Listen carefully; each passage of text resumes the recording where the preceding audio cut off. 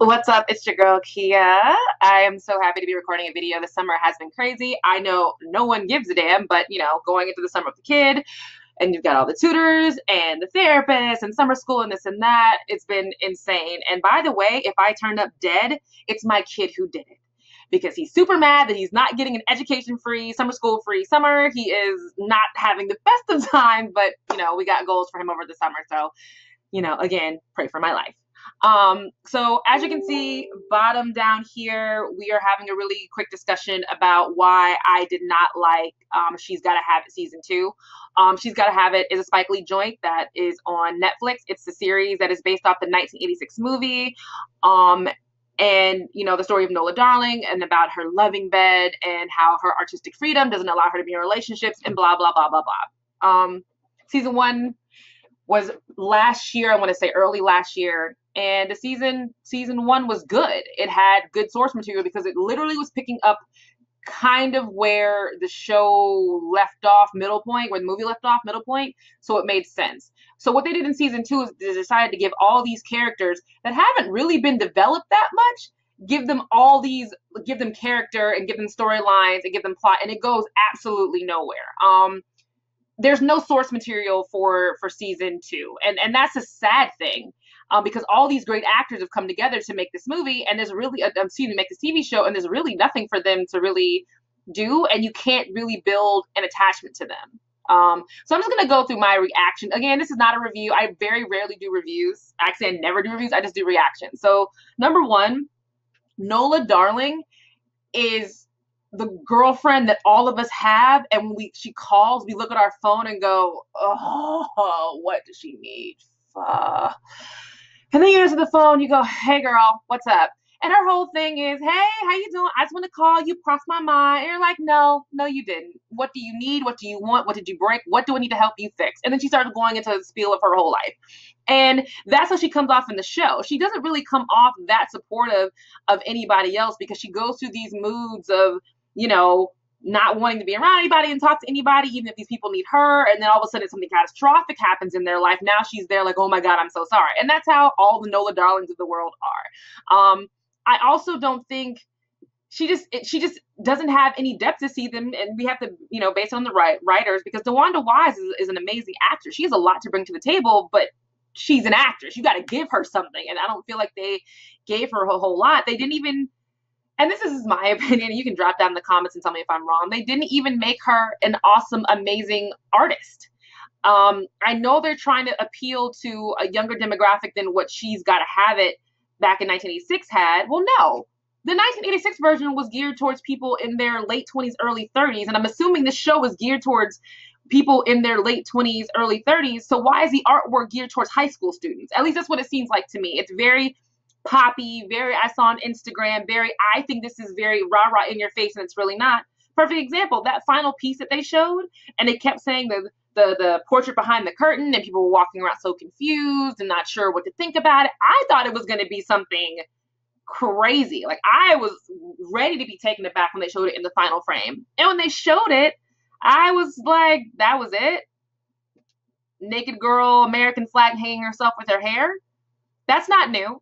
That's not new at all. There have been artists who have done that multiple times. I've seen a painting like that from a Middle Eastern painter who hung herself with her own hijab. I have seen it from Indian girls who have done it with hanging themselves with their hair as it's being cut off to make extensions for, it was the art piece that I've seen, but make extensions for Black women. I've seen this piece before. It wasn't that dynamic. It just seemed like another reason for her to be naked, but whatever. So I wasn't a fan of hers this season. And I don't feel like the character is really made for 2019. Someone being a Black female being sexually free and not being tied bound by relationships and being bohemian, that's not a new concept. That's not anything new. There's a lot of NOLA Darlings in the world who have their shit together and aren't as aloof, I think, as she is. And they do give her moments of trying to stick up for herself, not stick up for herself, but actually make her point be known and make her voice. Like, they put her up against Dean because Dean is the person who in the show gives her the art grant, a $10,000 art grant, and send her to a retreat, and she's kind of gives a whole speech about this is not real. That you're fake. We're getting money from someone who does this and that. She does the whole speech. I kind of fast forwarded through a lot. I might have fast forwarded to that moment, so I'm sorry. She was just her whole attitude at that art show was making me annoyed. But anyway, but she has moments. And speaking of that scene when she's giving the speech, there is one funny moment that Dean had, and I don't know if anybody else got this joke. I got it and died laughing, and that inappropriate laughter where you shouldn't laugh. It's a joke where he said, my grandfather died in the Holocaust. He got drunk and fell out of the guard tower. And I looked at my screen and rewound, and I was like, wait, oh my God. And it made me laugh. It made me laugh so hard. But that was an inappropriate moment, blah, blah, blah. But, we want to take NOLA serious as a serious artist, but at the art show, she's the opportunity to do art at the art retreat and everything. She's given this opportunity, and I said opportunity 5 times, sorry, because I'm confused about why she just didn't present anything that was dynamic. She couldn't even fake through it that it's dynamic. Is that because she didn't like being there because Dean was there, or she had no problem, chasing down the art sculptor that she wanted to sleep with? Like, I don't understand her. I'm confused by her. But again, like I said, we all have NOLA and NOLA's in our life.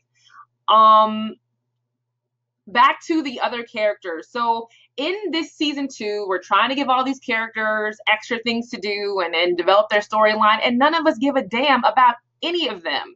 The only one I think people really kind of feel passionate about is Mars, and that's because Mars is kind of like a NOLA, like annoying, and you don't get it, but you want them to win. You want them to succeed. You want him to do something. And he is like that. I do feel that the character Anthony Ramos did a good job of trying to bring Mars to life, but there were certain points where it was cringeworthy and annoying and frustrating. Like that scene when the girl was working and he's in the bathroom singing and he wouldn't stop. I wanted to reach through the screen and pummel his face until it was black and blue. It was unneeded. It was just so played up. And it's funny because the writers seem that they want us to take him seriously as a person, and that his singing is serious. So they give him this. He starts singing on stage, and it's beautiful. Then he goes back to being Mars, and it's like, okay, well, I need to pick a side. And they even had the whole scene in there about the girl having an abortion, and all of a sudden now we want to have serious Mars. It's just it wasn't really cohesive. They give a little extra work to Greer.